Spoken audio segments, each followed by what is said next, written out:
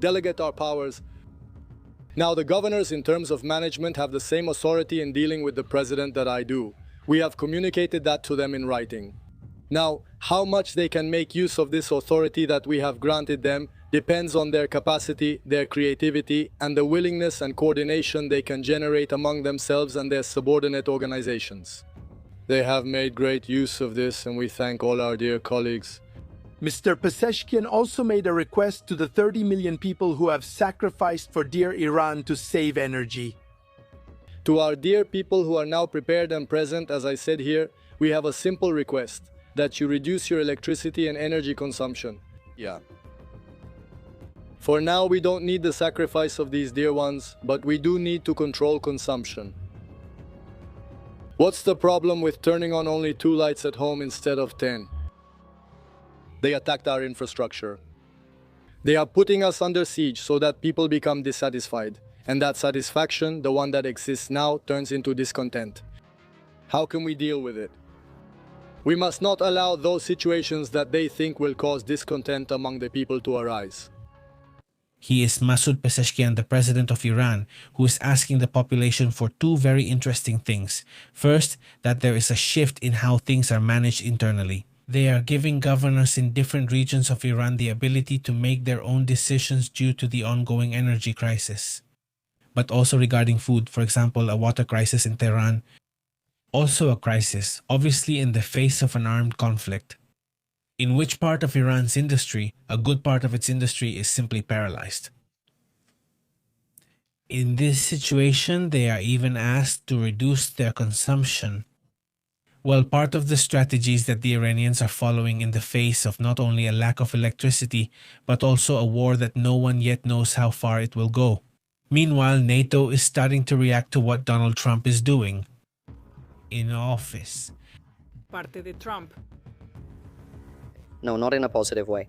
I believe that NATO must remain united. I think it's a strength that we have in this context. I believe we should work to reinforce it. I believe we should work to strengthen the European pillar of NATO, which is the work we are doing obviously on all the defense issues you already know about. The European pillar that clearly must be complementary to the American one. But you know what I think? I think about the unity of the West, the role of the West. So I think I've always believed that it should be strengthened. Meanwhile, Macron reacts to what's happening over there in Europe. Listen to the following.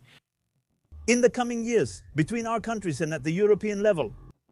Because deep down, our only flaw for us Europeans is that somehow we've forgiven this somewhat French reference. But in the end, we've ended up misinterpreting what Cartesian doubt really was. It's a methodological doubt, not self-doubt. We Europeans doubt ourselves too much. For the French, coming to Greece is wonderful. We feel appreciated because they love us. Go to France, we love you there too. But we Europeans need to love and trust ourselves more. Much more than today because we have great advantages. So let's be kinder to ourselves. Meanwhile, a milestone is being achieved in science. According to reports, it may have been accomplished in nuclear fusion. Worldwide, plasma was heated to 100 million degrees for 102 seconds. This was achieved in South Korea. The world of science continues to deliver surprising developments. The advancement of these technologies has now been reported with a natural fission reactor operated in Korea by the Institute of Fusion Energy. The institute in South Korea, according to the International Atomic Energy Agency, the IAEA, achieved this milestone, this historic accomplishment, which was simply astonishing. Heating the plasma to 100 million degrees for 102 seconds, they claimed that this special chamber, about the size of a room, had previously achieved this record for 48 seconds and now, well, for 102 seconds. This would be 7 times hotter than the temperature of the sun. Just imagine, 7 times hotter than the sun. Nuclear fusion is achieved when hydrogen atoms mix and fuse together under pressure at extreme temperatures. They claim that this releases amounts of radioactivity that are not as risky as those from normal fusion, let's say, like those from fuel, basically from nuclear plants. This one is more powerful, but without the radioactivity risks that a plant has. Normal? The plasma needs to be heated to 100 million degrees and confined in powerful magnetic fields. In order, as they say, to achieve this kind of energy, without the energy touching the walls of the reactor. This challenge is becoming more and more stable, and they say this will basically be the future of limitless energy. An obviously surprising topic. You probably heard that we canceled the trip. We have all the cards. We're not going to spend 15 hours on planes all the time going back and forth to deliver a document that wasn't good enough. So, well, we'll sort it out over the phone and you can call us whenever you want. Again, we have all the cards. They practically have no army left, no leaders, and we don't even know who they are. I don't think they know themselves. That's fundamental. So, did you see that? In this message, Donald Trump reveals something very interesting. Because let's see, Donald Trump had said that they were talking to the ALA that they knew was the one controlling Iran. Now they claim that neither they nor even the Iranians really know who controls that country. He claims that there's no point in sending a plane. That's why yesterday this flight to Pakistan was cancelled by Wilkoff himself and also by Jared Kushner. What? Well, regarding this negotiation and this cancellation, Donald Trump says, not even the Iranians know what they want to negotiate. There's no point in going to that country. If they can't send a proposal or at least an attempt at an agreement by mail or by phone, for now that's blocked for now. So we'll have to see later during the next broadcast as the Asian markets react, how oil reacts to this situation. It's obviously a key point. In fact, look, there's a reaction to it. Do you have any answer? No, it's nice. Seriously, very nice. Greece has been very supportive actually. Greece has been great. He's a great guy because he understands the importance of this, you know? When oil goes up a little, I hate it. You know, I brought it down to $60 a barrel, what? Well, part of it. What's happening? Precios del petróleo. Hello, sailors and Marines. My name is Hun Cao. For the past 60 hours, I have been the Acting Secretary of the Navy. I want to take this time to address you and tell you that my top priority above all is to take care of you. We will take care of your needs and make sure that you are able to accomplish the mission. Secondly, we are going to build ships. We need the necessary platforms to defend this country and ultimately to defend the national territory. Our mission has not changed and we are going to continue with the mission. I am never above you. I am never below you. I am always by your side. Semper Fi and Huya. This is the message from the current Secretary of the Navy. It is part of the changes being made by Donald Trump. They say that one of the main reasons is because there was a disagreement about how to shape the future of the Navy for the United States, in which Donald Trump wants more ships to be built. And well, it seems that the new acting secretary is going down that path, and I imagine he wants to stay in the position. This is because he is agreeing with Trump on the need to build more ships. Well, that's part of the message he gives. Obviously, it's also a message to the Marines telling them that we're there by their side, protecting ourselves, and all of this is not part of the official message from the Secretary of the Navy. On the other hand, President Volodymyr Zelensky, President of Ukraine, assures that on the occasion of the 40th anniversary of the Chernobyl tragedy, he assures that the attacks Moscow is now carrying out in this area could only cause an atomic catastrophe for Europe and for the world. Obviously, President Volodymyr Zelensky stated that in this situation, he calls attacks over the plant, over this nuclear facility that once caused the famous Chernobyl accident, nuclear terrorism. 40 years ago, he says, the world faced one of the worst nuclear disasters, the explosion of the fourth reactor at the Chernobyl power plant, where a significant amount of radioactive material was released into the environment, according to reports. Well, it's not only a risky situation, but even the IAEA itself has already said so. Rafael Grossi himself has sent a message precisely about this situation, in which he asks that there be no attacks in those nearby areas. Towards this plant then, in fact, he is also asking that work should already begin. The IAEA is now officially requesting a complete repair of the Chernobyl plant. We have to remember that this plant has been pierced by a missile, a drone that apparently fell through the roof, let's say, right? He is Rafael Grossi, the Director General of this organization, who is now calling for work to be done to protect and completely seal the roof of this protective structure, so to speak. We believe that repairs should begin as soon as possible and that leaving the situation as it is now is very problematic, he says. Estimates have put the cost of repairs at least 500 million euros approximately. It's not only a costly situation, but it also requires time.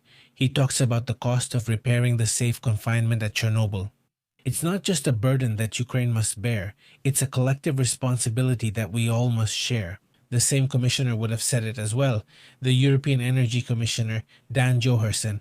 Well, that's part of the reactions in that sense, but let's move on to other important topics as well. And if you're watching this live, I appreciate it if you give it a like and share it. That's super important so we can be here every day, reporting on what's happening in the world. I'm also grateful and here paying attention to the comments. Let's move on to other matters, other important points as well. For now, things are changing. There's a twist while we're on the air. Donald Trump reveals a new offer in Iran. I'm sure they'll report on it in Iran.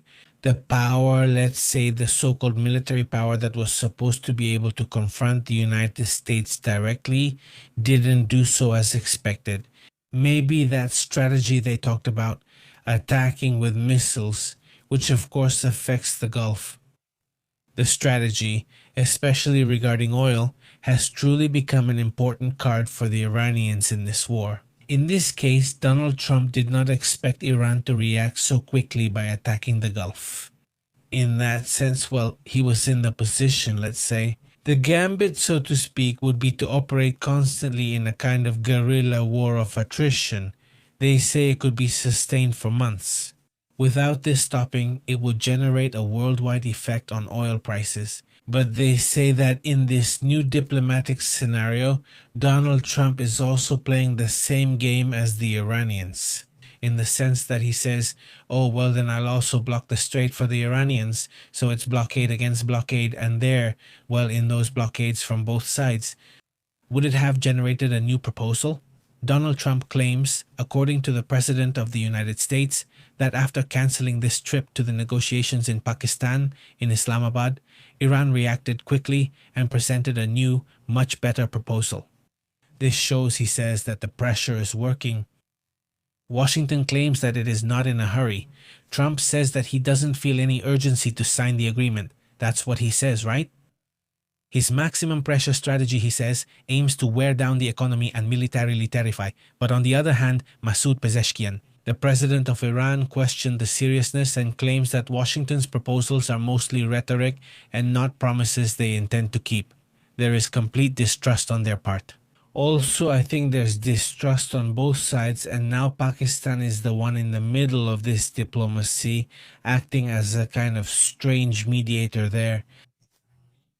Abbas Saragashi already returned yesterday. First he was in Islamabad, then he went on several trips, including to Russia. Now they say he is going to Islamabad, to Pakistan, and there the new proposal that Donald Trump is now talking about will be presented. It's in his hands. The Revolutionary Guard also claims to have located and neutralized unexploded American missiles inside Iran. That also fuels the idea that they are preparing for broader military resistance. Prime Minister Benjamin Netanyahu. On the other hand, the President or the Prime Minister of Israel states the following: Hezbollah has broken the ceasefire and the Israelis are threatening to respond with force in southern Lebanon. Lebanon is now a nation caught between a rock and a hard place. On one hand, Israel wants to advance from the south against Hezbollah, but on the other hand, Hezbollah is also causing historical problems internally for Lebanon. A good part of the population is not Shia and is not favorable to Hezbollah, but another part, mainly those living in the south, are favorable to Hezbollah. So this is an issue that has been going on for decades. The problem has been growing. On the other hand, what remains in doubt is what kind of negotiation we are talking about. First, what are the points of agreement? And if this is being fulfilled, it is based on the framework that both sides would have proposed, in which the Strait of Hormuz, the nuclear issue, and ballistic missiles are all part of the discussion. Well, out of these three main points, which are the basic ones, right? But on the other hand, the Iranian point, which is the release of about $20 billion that the United States has blocked, which belongs to the Iranians. Also about the enriched uranium, which they say they don't want to give up, but instead propose to reduce its enrichment in the coming years, but they don't explain very well who would do it. It would be the one to coordinate the observation independently so that it can be known that they are truly reducing the enrichment of that uranium. The other part is that there is distrust on both sides, absolute at least for now, and that is also part of the problem. But well, notice that something is happening in the United States regarding inflation and also in Mexico. Look, in January 2026, it looked like inflation in Mexico was slightly going down, and in the United States, it was slightly going up. But we'll have to see how it ends, or rather how it started, actually how it ended. First quarter and how the next quarter opens, which is what we're experiencing right now, especially considering the increase in prices per meter. What we're seeing, this increase that was evident in January in the United States, was already having a tremendous effect within the Hispanic community. In the United States, where many people, well, can't support their own relatives. I mean, they want to send money, but they also have to pay rent right now, and the rent has gone up, everything has gone up, so it's been complicated. In the United States, the largest economy in the world, well, more or less along with China, let's say, thousands of Hispanic families would be entering a critical stage. The money simply isn't enough anymore and priorities are being forced to change. Inflation, rent, gas, and food are redefining the lives of millions of people. Right now, inflation in the United States is affecting Hispanics, or what Hispanics spend on remittances, rent, gas, everything. The issue has caused or forced thousands of Hispanic families to make the tough decision to pay rent instead of sending money and helping their relatives in different Latin American countries.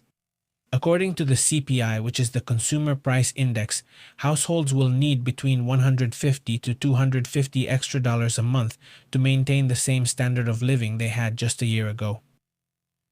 The problem is hitting Hispanic communities hard because a large portion works hourly jobs with variable incomes and without financial stability. Gasoline has gone up 18.9% just so far in 2026. That's already a pretty tremendous increase. Rent also continues to be a major expense in cities like New York, Los Angeles, Miami, and Houston. Rents have gone up between 4 and 7%. And suddenly, it already represents between 35 and 40% of a family's total expenses. I mean, rent is already expensive, it's already a big expense, and now it's going up even more.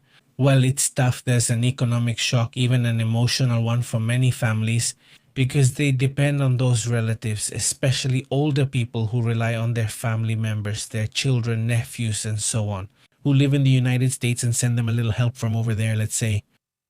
Latino organizations are reporting that 1 out of every 3 Hispanic households has already had to delay sending money and even borrow to cover the rent. The impact extends beyond finances. It's a problem that affects habits and is seen not only in the United States but is also starting to be observed in different populations in Latin America.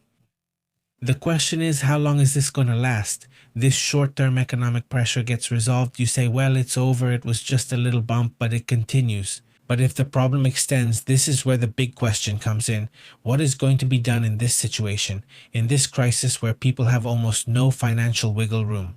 I mean, we're talking about people who pick up extra work when they can, things like that. Well, just a quick note here, and I want to send a huge thank you to the people, to the users, to Hispanics who are in the United States and Canada, because the work you do there for the families who have elderly people is heroic. It really is heroic. I also think this is very, very important, and well, I believe that this is truly tremendous work that sometimes needs to be recognized more. I want to thank you for that, and also, well, that there are other circumstances happening that we see. Also in many regions, at least in Mexico, technological development and manufacturing are being strongly promoted now at another level. We're talking about cars, technology, and so on. And this is also causing a significant specialized sector in engineering and other fields to emerge, and we're seeing that grow too, right? And how? Well, it's starting to become a factor that we're going to see grow a lot. in which the number of people sending money will decrease, but at the same time, the number of people who are specialists, who specialize in different areas of technology and development, will increase. And I think that's where a generational shift is coming, but we'll see it happen gradually. I also want to thank the community very much for sending us a super chat or becoming a member to support us, and for understanding that this isn't the only thing we do here. We are totally dedicated to this, but for that, obviously, we need you to help us. Well, now go ahead and like and share, and if you can help us with a super chat or a membership, it is greatly appreciated. That whole community, mainly Hispanics who live in the United States, are the ones who support us. That's the reality, right?